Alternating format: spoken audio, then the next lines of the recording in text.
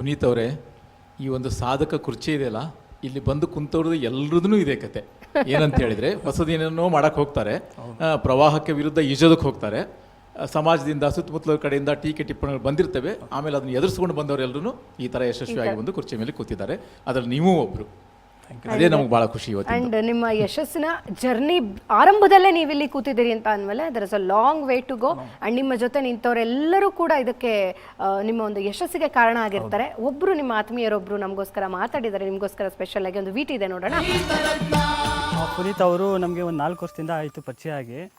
So ಹಾಗಾಗಿ ಅವರು basically ಅವ್ರದ್ದು ಗ್ರ್ಯಾಜುಯೇಟ್ ಎಲ್ಲ ಮುಗಿಸಿ, ಎಜುಕೇಷನ್ ಎಲ್ಲ ಮುಗಿಸಿ ಕಂಪ್ಲೀಟಾಗಿ ಅವರು ಒಂದು ಐ ಟಿ ಕಂಪ್ನಿಗೆ ಅವರು ಜಾಬ್ಗೆ ಹೋಗ್ಬೋದಿತ್ತು.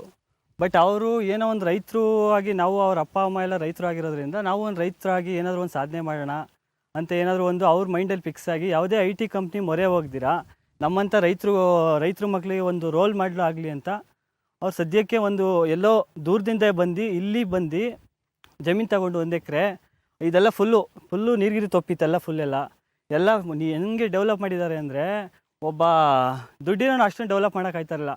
ಇವರು ಮೂಲತಃ ರೈತರೇ ಆಗಿರ್ಬೋದು, ಬಟ್ ಅವ್ರ ಹತ್ರ ಝೀರೋ ಮನಿ ಇದ್ರೂ ಈ ಥರ ಡೆವಲಪ್ ಮಾಡೋಕ್ಕೆ ಒಬ್ಬ ರೈತನ ಕೈಲೇ ಸಾಧ್ಯ ಆಗೋದು. ಎಷ್ಟೇ ದುಡ್ಡಿದ್ರು ಈ ಥರ ಡೆವಲಪ್ ಮಾಡೋಕ್ಕಾಗಲ್ಲ. ನಮ್ಮೂರಲ್ಲಿ ಬೇಸಿಕಲಿ ಬಂದು ಎಲ್ಲನೂ ಬಾಳೆ ಒಂದು, ತೆಂಗೊಂದು ಮತ್ತು ರೇಷ್ಮೆ ಫುಲ್ಲು ಅವ್ರ ಬಿಸ್ನೆಸ್ಸೇ, ಮೂಲತಃ ಬಿಸ್ನೆಸ್ಸೇ ರೇಷ್ಮೆ.